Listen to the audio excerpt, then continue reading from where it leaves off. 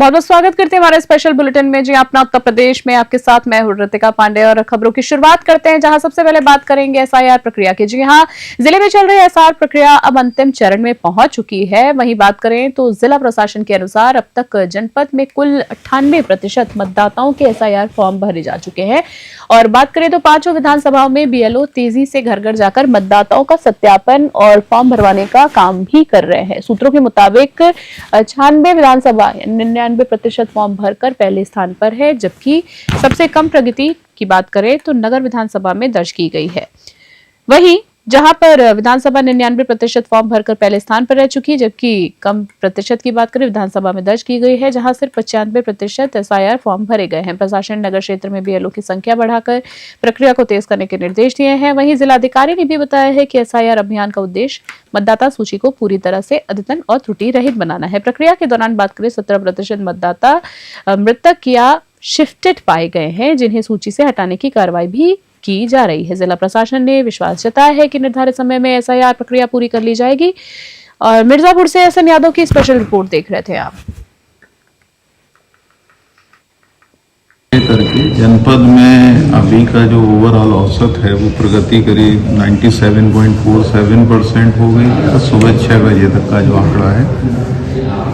और इसमें अब अंत में जो कुछ थोड़ा सा कार्य बचा है वो बेसिकली उस सावधानी की वजह से बचा है, जिनके बारे में थोड़ा स्पष्टता का अभाव था वो मतदाता वाकई में यहाँ के निवासी हैं या नहीं हैं, तो वो एक दिन में वो कार्य पूर्ण हो जाएगा। इसके लेकर के जो बूथ स्तर पर बूथ स्तरीय जो हमारे बीएलओ हैं और जो राजनीतिक दलों ने जो बीएलए नियुक्त किए हैं उनकी बूथ स्तर पर भी मीटिंग कराए जाने के निर्देश दिए गए हैं। जो कुछ बूथ पर कल मीटिंग हुई थी, कुछ जगह आज है और कुछ जगह कल होगी।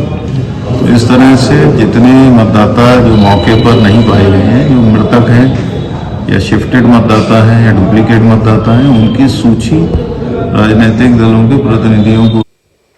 और अगली खबर की अगर बात करें तो 6 दिसंबर को विवादित ढांचे की बरसी को देखते हुए नगर में कड़े सुरक्षा इंतजाम किए गए हैं। एसपी अभिषेक भारती ने पुलिस बल के साथ दिव्यापुर नगर में पैदल गश्त करते हुए सुरक्षा व्यवस्था का जायजा लिया है और लोगों से सुरक्षा का भरोसा भी दिया है उनको। एसपी ने जामा मस्जिद, स्टेशन रोड, सब्जी मंडी और मुख्य बाजारों में लोगों से बातचीत कर उनकी शिकायतें सुनी और मौके पर समाधान भी कराया है। उन्होंने व्यापारियों और स्थानीय निवासियों से सीसीटीवी कैमरे लगाने की अपील की है ताकि किसी भी घटना का पता तुरंत लगाया जा सके। वहीं नगर के संवेदनशील क्षेत्रों में ड्रोन कैमरे से विशेष निगरानी की जा रही है।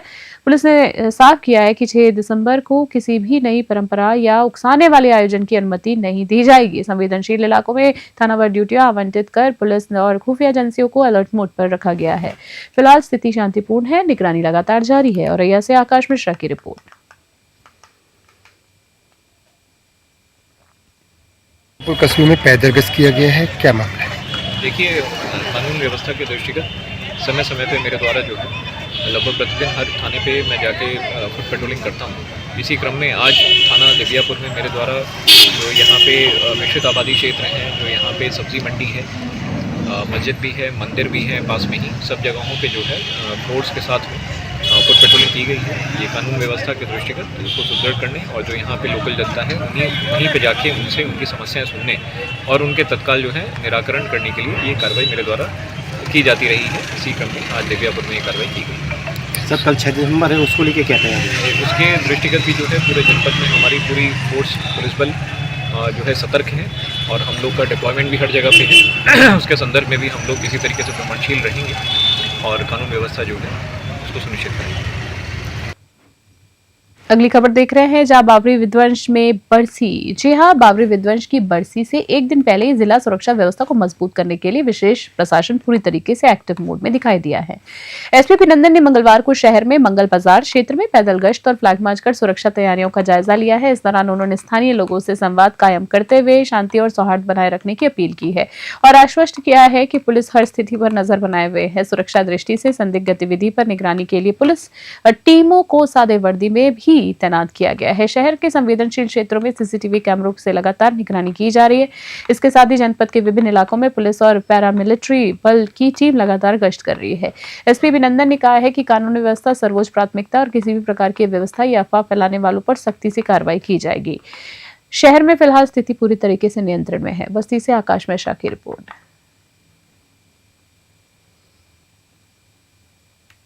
देखिए, कल 6 दिसंबर के दृष्टिगत लगातार हम लोग फ्लैग मार्च कर रहे हैं।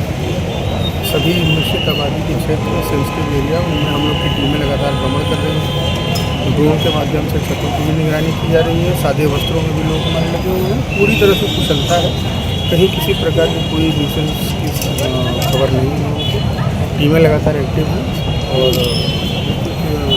जनपद में शांति और सौहार्द है। अगर कुछ पाया गया तो क्या कुछ पुलिस डिपार्टमेंट ने तैयारी की है उसके लिए? देखिए, पुलिस डिपार्टमेंट हमेशा तैयार रहती है और कुछ भी इस तरह का कोई हल्का अंदेशा भी होगा तो कठोरतम कार्रवाई की जाएगी। उसके लिए हम लोग पूरी तरह से तैयार हैं। सर, क्या अपील करना चाहेंगे आप लोगों से? जनता देखिए, अपील कुछ नहीं है, सामान्य आप दिनचर्या जीते हैं उस तरह से रहें। हम लोग आपकी सुरक्षा के लिए सदैव मुस्तैद हैं। ठीक। और अगली खबर की बात करें, जी हाँ, जहां कृषि के लिए पानी जीवन रेखा है, लेकिन जिले में नलकूप विभाग की लापरवाही ने किसानों की उम्मीदों को कमजोर भी कर दिया। और बात करें सिंचाई, जी हाँ, सरकारी सिंचाई संसाधनों में सबसे अहम भूमिका निभाने वाले नलकूप अब जर्जर हालत में खेतों तक पानी पहुंचाने में असमर्थ हो रहे हैं। स्थिति यह है कि अधिकांश नलकूप केवल जुड़ाव, जी हाँ, जुगाड़ के सारे ही चल रहे हैं। और हाल में ही जोगिया ब्लॉक के बकरी हवा नलकूप की बदहाल स्थिति सामने आई थी। आपको बता दें, वहीं अब ब्लॉक के फुलवारिया गांव स्थित एनजी 116 नलकूप की हालत बेहद खराब पाई गई है। किसानों का कहना है कि नलकूप की मरम्मत की शिकायत कई बार की गई है, लेकिन सुधार के बजाय स्थिति और भी ज्यादा बिगड़ गई है। स्थानीय किसानों ने बताया है कि नलकूप संचालक कभी कभार आते हैं और सिंचाई खुद ही करानी पड़ती है। बड़ा सवाल यह है कि हर साल मरम्मत के देखरेख पर खर्च होने वाला बजट आखिर कहाँ जा रहा है। सिद्धार्थनगर से बजरंगी प्रसाद की रिपोर्ट।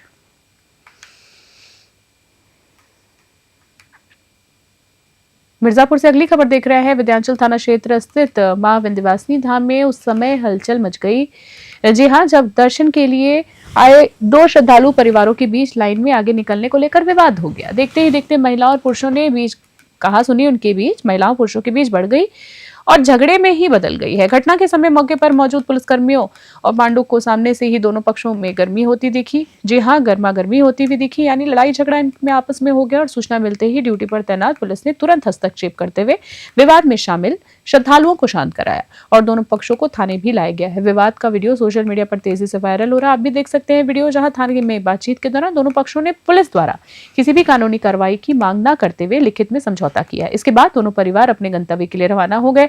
फिलहाल मंदिर परिसर में स्थिति पूरी तरीके से सामान्य है और पुलिस सतर्कता बरतते हुए श्रद्धालुओं को सुचारू दर्शन करा रही है। मिर्जापुर से एसएन यादव की रिपोर्ट।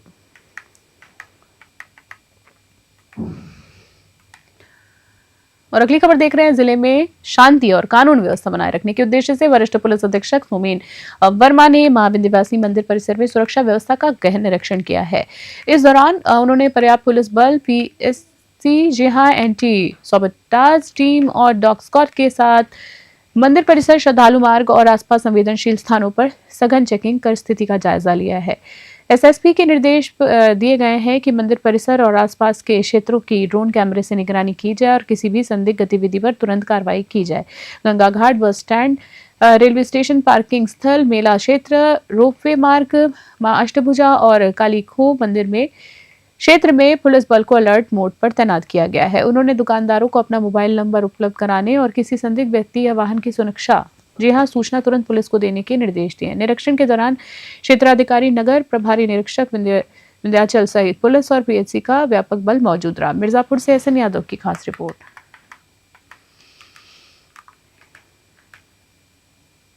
जैसे आप जानते हैं, मां विंध्यवासिनी जी की जो मंदिर है, ये धाम है, कॉरिडोर है, हमेशा सेंसिटिव रहता है। इसमें लगातार हमारे मल्टी ऑलियर सिक्योरिटी रहते हैं। फिलहाल इसमें जो है लगातार AS check team, anti sabotage check team, इसके अलावा क्विक रिस्पॉन्स टीम, क्यूआरटी और पीएसी के अलग से जवान लगाए गए हैं। इसके अलावा भी इंटेलिजेंस यूनिट्स को अलग से इसको कवर कर रहे हैं। हम पूरी इंश्योर कर रहे हैं कि यहाँ पर सारे जो व्यवस्था है एक बढ़िया से बढ़िया सुरक्षित रहे और सारे दर्शनार्थी यहाँ पर सकुशल अपने दर्शन कर अपने घर वापस पहुँचे। जैसे आप जानते हैं। और अगली खबर की बात करें तो थाना त्रिलोकपुर प्रभारी जी हां पर मनमानी और पक्षपातपूर्ण कार्रवाई का आरोप लगाते हुए इटवा तहसील क्षेत्र के बुढ़ी खास गांव के पीड़ितों ने न्याय की गुहार लगाई। जानकारी के अनुसार गाटा संख्या 854 और 865 को लेकर बीते 2 वर्षों से जमीन विवाद चल रहा था। कमिश्नर कोर्ट ने सुनवाई के बाद मामला खारिज करते हुए भूमि का मालिकाना हक पीड़ित को पक्ष को दे दिया है, लेकिन आरोप यह है कि कब्जा लेने पहुंचे पीड़ितों को पुलिस थाने ले जाकर उल्टा उन पर ही धारा 151 के तहत कार्रवाई कर दी गई। वहीं स्थानीय लोगों का कहना है कि पुलिस की शय पर रात में दूसरे पक्ष द्वारा जमीन पर अवैध खेती कर दी गई है, जिसे प्रशासन नजरअंदाज कर रहा है। पीड़ितों का आरोप है कि थाने पर उनकी सुनवाई नहीं होती और उन्हें ही आरोपी बना दिया जाता है। मामला गंभीर होता हुआ देख थाना प्रभारी त्रिलोकपुर की भूमिका पर सवाल उठने लगे और पीड़ितों ने उच्च अधिकारियों से निष्पक्ष कार्रवाई की मांग की। सिद्धार्थनगर से बजरंगी प्रसाद की रिपोर्ट।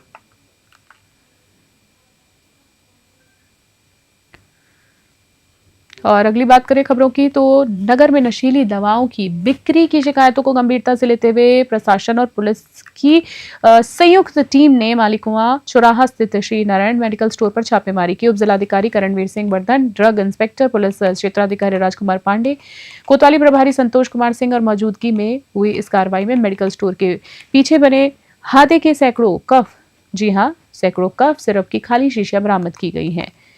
बता दें आपको, दवाओं के गोदाम की चाबी मालिक द्वारा न उपलब्ध कराए जाने पर अधिकारियों ने मेडिकल स्टोर और गोदाम को तत्काल सील कर दिया है। टीम ने आधा दर्जन दवाओं के सैंपल भी जांच के लिए भेजे हैं और स्टोर मालिक को 3 दिन में सभी आवश्यक दस्तावेज प्रस्तुत करने के निर्देश दिए। कार्रवाई की बात करें तो कार्रवाई के बाद क्षेत्र के कई मेडिकल स्टोर्स बंद हो गए हैं, जिससे मरीजों को दवाएं लेने में परेशानियां हुई है और प्रशासन ने आश्वासन भी दिया है कि जांच के बाद आवश्यक सख्त कार्रवाई की जाएगी। हमीरपुर से महेंद्र मोहन की चौबे की रिपोर्ट। 6 दिसंबर को लेकर जिले में, जी हां, 6 दिसंबर को लेकर जिले में सुरक्षा व्यवस्था पूरी तरीके से सख्त कर दी गई है। पुलिस प्रशासन के अनुसार सभी तैयारियां पूरी की गई और संवेदनशील इलाकों में सुरक्षा बलों की तैनाती बढ़ा दी गई है। स्थानीय पुलिस, अतिरिक्त फोर्स और पीएससी को महत्वपूर्ण चौराहों, धार्मिक स्थलों और भीड़भाड़ वाली जगहों पर तैनात किया गया है। शहर में लगातार फ्लैग मार्च किए जा रहे हैं, जबकि जनपद की सीमाओं पर हर आने जाने वाले वाहन की रैंडम चेकिंग भी की जा रही है। धर्मशालाओं की बात करें, ढाबों, बस स्टैंड, रेलवे स्टेशन पर भी सघन जांच जारी है, अभियान चलाया जा रहा है। पुलिस ने एंटी राइट फोर्स और अन्य सुरक्षा यूनिट्स को सक्रिय कर दिया है। सोशल मीडिया मॉनिटरिंग भी तेज कर दी गई है। वहीं अधिकारियों का यह भी कहना है कि धार्मिक स्थलों पर जबरन पूजा या उकसाने वाली गतिविधियों की अनुमति नहीं होगी। प्रशासन ने बताया है कि करीब 150 संदिग्ध व्यक्तियों की निगरानी की जा रही है ताकि शांति और कानून व्यवस्था बनी रहे। मथुरा से अरुण कुमार की रिपोर्ट। लेकर के हमारी तैयारियां पूर्ण है। पर्याप्त संख्या में पुलिस बल लगाया गया है, जिसमें कि स्थानीय पुलिस, बाह्य जनपद से प्राप्त पुलिस बल, पीएसी, आरएएफ, इन सभी का डिप्लॉयमेंट किया गया है। आपने भी देखा होगा, सभी महत्वपूर्ण स्थानों पर फ्लैग मार्च किया जा रहा है, एरिया डोमिनेशन किया जा रहा है। जो महत्वपूर्ण बिंदु हैं, जो इम्पोर्टेंट आने जाने के रास्ते हैं, जनपद की सीमाएं हों या फिर जो होटल, सराय, ढाबे हैं, बस स्टेशन, रेलवे अड्डे, इन सब पर सघन चेकिंग करवाई जा रही है। वाहनों को भी चेक किया जा रहा है, रैंडम चेकिंग कराई जा रही है। हमारी एलआईयू की टीम, सादे वस्त्र में लगे हुए पुलिस बल, इन सभी को डिप्लॉय किया गया है। सोशल मीडिया पर भी हम लोग निगरानी रख रहे हैं। किसी भी व्यक्ति को कानून व्यवस्था प्रभावित नहीं करने दिया जाएगा और यदि कोई ऐसा सोचता है तो उसके विरुद्ध कठोर कार्रवाई सुनिश्चित की जाएगी। कई बार कुछ संसद all India fair price shop dealer association के बैनर तले जिले के सैकड़ों कोटेदारों ने आज जिलाधिकारी कार्यालय पहुंचकर 7 सूत्री मांगों को लेकर जोरदार प्रदर्शन किया और ज्ञापन सौंपा है।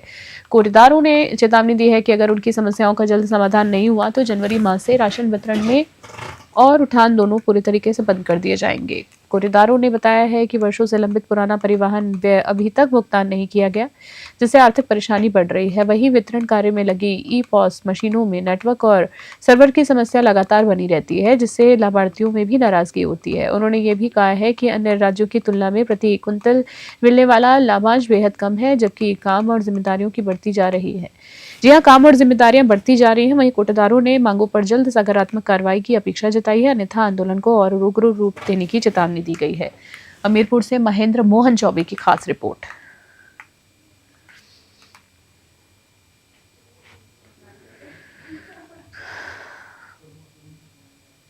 कमीशन बढ़ोतरी के लिए माननीय मुख्यमंत्री जी को एवं जनपद की प्रमुख समस्याओं को निदान की जो 7 बिंदुवार है उनके लिए माननीय जिलाधिकारी और जिला पूर्ति अधिकारी के यहाँ हम लोगों ने ई-पॉस मशीन जमा करते हुए विरोध प्रदर्शन किया। आगे की क्या रणनीति है? रणनीति अभी है कि माननीय जिलाधिकारी महोदय द्वारा कहा गया कि आवश्यक निर्देश दिए गए कि कार्रवाई कराने की वो करते हैं। 20 तारीख तक अगर हमने कार्रवाई की उचित कार्रवाई नहीं होती है तो जनवरी में हम लोग उठान और वितरण दोनों बंद कर देंगे, जिसकी संपूर्ण जिम्मेदारी विभाग की। और अगली खबर की बात करें 4 दिसंबर 2025 की रात रेणुकूट के चुर्क स्थित विकास बैंकेट के बाहर मुख्य गवाह अभय प्रताप सिंह पर जानलेवा अभय प्रताप सिंह पर जानलेवा हमला किया गया है। इस समय उनके साथ 4 अन्य गवाह गणेश तिवारी, किशन सिंह, दिलीप वागले और सत्या सिंह मौजूद थे। लगभग 8 से 10 हमलावरों ने अभय को घेर लिया है। अनिल सिंह ने उकसाने पर ब्रजेश सिंह ने लोहे अनिल सिंह के उकसाने पर ब्रजेश सिंह ने लोहे के कड़े से वार कर दिया है, जबकि शानू सिंह, अखिल यादव, रुद्र प्रताप सिंह ने उनके हाथ पकड़कर हमला आसान बनाया है। वारदात के बाद अभय बेहोश हो गए, गिर पड़े और उनके चेहरे पर भारी रक्त बहा है। आपको बता दें हमलावर मौके से फरार हो गए हैं। पीड़ित ने रॉबर्ट्सगंज कोतवाली में लिखित शिकायत दर्ज कराई है। पीड़ित की विधवा मां ने कहा है कि पहले भी सुरक्षा की मांग की गई थी, लेकिन प्रशासन ने सुनवाई नहीं की है। स्थानीय नागरिक और न्यायविद इस संगठित आपराधिक षड्यंत्र इसको मान रहे हैं। गवाहों की सुरक्षा और आईपीसी की गंभीर धाराओं में तुरंत सख्त कार्रवाई की मांग उठ रही है। सोनभद्र से संतोष रानी की खास रिपोर्ट।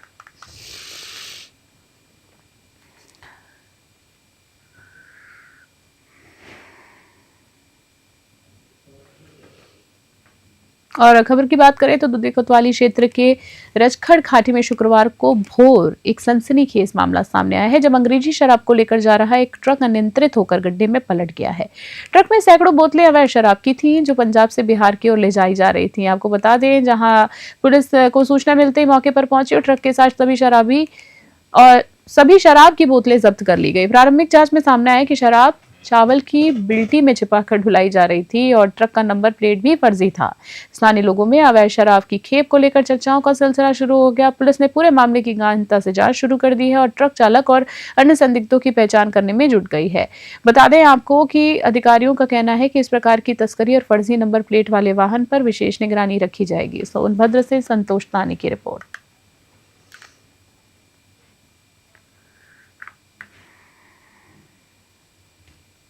खास बुलेटिन में फिलहाल के लिए इतना ही। बने रहे न्यूज़ 21 अभी के लिए नमस्कार, जय हिंद।